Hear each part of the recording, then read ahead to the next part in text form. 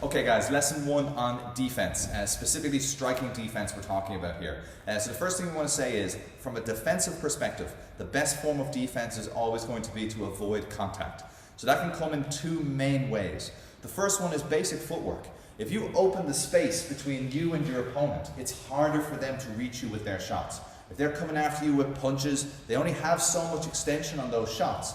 If you can stay just outside that distance, it's going to keep you very safe. The same is true for kicks. You can open the space a little bit further. This is why we have what we refer to as safe range, which is just outside of outside range, which is in turn outside of pocket, inside clinch, okay? So safe range is designed to keep me just out of range from my opponent's strikes, or at least have enough time to see them coming that I can take evasive action if I need to.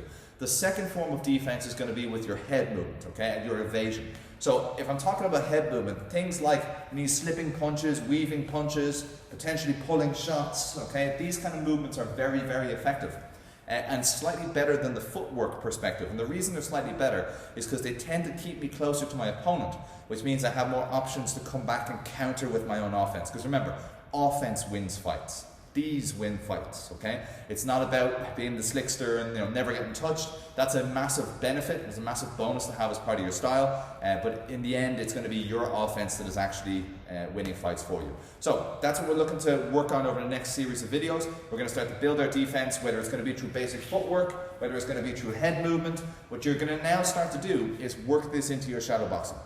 So like we said, we would usually advise that people start with just footwork on their shadow boxing.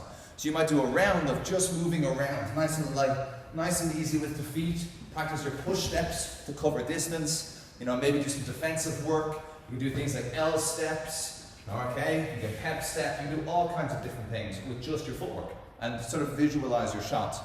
As you get comfortable, you can now start to add in your evasion. So you might step out of range of a shot, but then likewise, you might also look to move your head and start to get inside as well. So trying to sort of cycle back and forth between purely defensive and then more offensive counter-punching evasion is a really, really good thing to do as part of your shadow boxing without even having to worry about throwing your kicks and your punches yet. We'll come to that soon, all right? Give it a go, guys. Get those rounds in.